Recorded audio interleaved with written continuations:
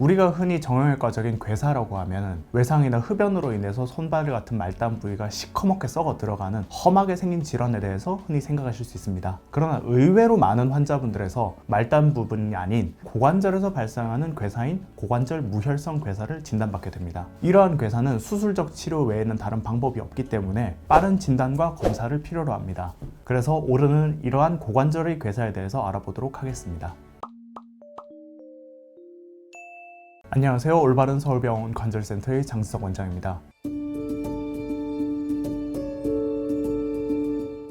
고관절은 의외로 혈액순환이 좋지 않은 관절입니다. 몸통 가까이에 있어서 혈액순환이 충분하다고 생각하기 쉽지만 체중의 대부분을 지탱하면서도 넓은 가동 범위를 필요로 하기 때문에 큰 혈관이 직접 연결되어 있지 않고 여러 개의 작은 혈관들로부터 혈액을 공급받습니다. 그나마 소아일 때는 고관절 머리 부위로 직접 연결되는 혈관이 존재하기는 하지만 이 혈관이 제 기능을 하는 성인은 전체 인구의 절반 정도뿐이고 그마저도 유의미한 혈액 공급을 보여주지는 못합니다. 심지어 이 혈관을 가지고 있다고 해서 골괴사가 예방되지도 않습니다. 때문에 여러 가지 이유로 혈액순환이 차단되었을 때 고관절로 혈액이 공급되지 않아서 천천히 고관절이 썩어 들어가면서 무너지게 되며 이를 고관절 무혈성 골괴사라고 부릅니다. 보존적 치료로는 해결되지 않는 고관절의 심한 통증의 주요 증상입니다. 약물이나 주사 치료로 전혀 해결되지 않으며 양반다리 자세에서 통증이 심해지다가 진행되면 평범한 체중 부하도 하기 힘들어집니다. 아주 오래 진행될 경우에 괴사 부위가 함몰되면서 주저앉으면서 서서히 다리 길이가 짧아지기도 합니다. 초기 검사로는 고관절 엑스레이를 찍어볼 수 있습니다. 엑스레이 상에서 원래 구형에 가까운 대퇴골 골두가 이렇게 찌그러진 모양을 보이거나 초기에는 대퇴골이 무너지기 전에는 정상 소견으로 보일 수도 있습니다. 만성화가 진행된 경우엔 찌그러진 골두에 골반이 긁히면서 골반 관절도 같이 망가진 형태를 보이게 됩니다. 그리고 가장 정확하고 빠른 진단을 위해서는 MRI 촬영이 필요합니다. 특히 젊은 환자들에서는 최종 치료인 인공관절 이전에 시도해 볼 수 있는 여러 가지 회전 절골술 등의 수술들이 있기 때문에 빠른 진단을 내리는 것이 중요합니다. 또한 의도치 않게 다른 질환으로 오진되어서 MRI 촬영 없이 스테로이드 주사가 진행될 경우에 오히려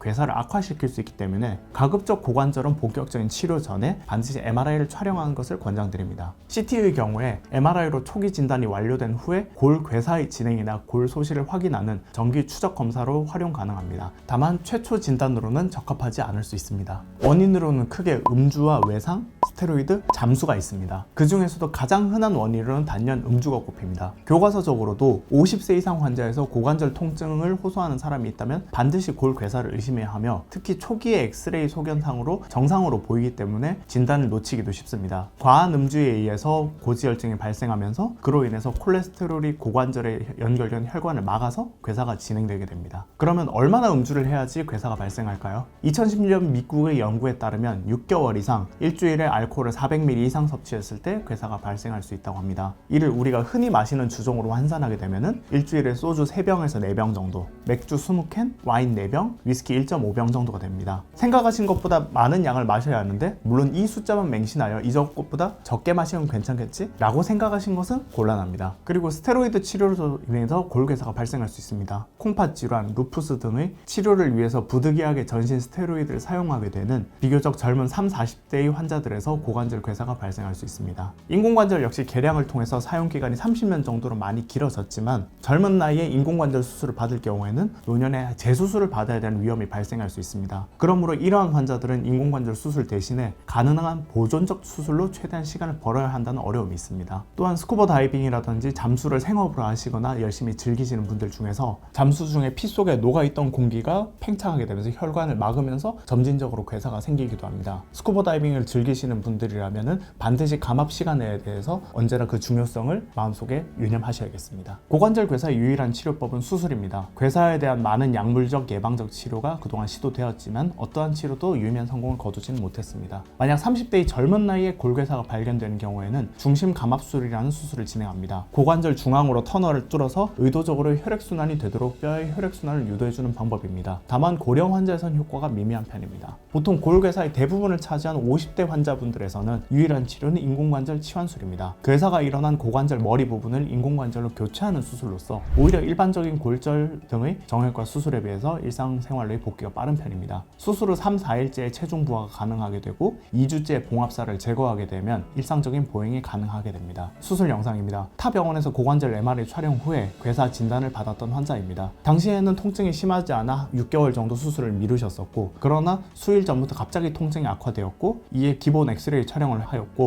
고관절 괴사 부분이 무너져서 주저앉은 것을 엑스레이에서 확인하였습니다. 추가로 시행한 CT상에서 대퇴골두의 체중 부하 부분이 납작해진 것을 확인할 수 있었으며, 이를 확인 후에 인공관절 치환술을 시행하였습니다. 적출한 대퇴골두에서 치즈 덩어리 같은 괴사의 흔적을 발견할 수 있었습니다. 이렇게 괴사가 진행된 부분으로 체중을 뒤덮기 때문에 환자의 통증이 매우 심했던 것입니다. 수술장 안에서 확인했을 때 고관절 골두 및 골반 쪽 연골까지 같이 손상이 되어서 인공관절 전체 치환술을 시행하였으며, 환자는 보조기 착용 후에 수술 후에 3일째부터 바로 통증 없이 보행을 시작하였고 2주째 봉합살을 제거 후에 인공관절이 잘 정착되어서 일상생활을 복귀하였습니다. 오늘은 고관절 골 괴사에 대해서 이야기해보았습니다. 저는 다음 시간에 더 유익한 내용으로 다시 인사드리겠습니다. 감사합니다.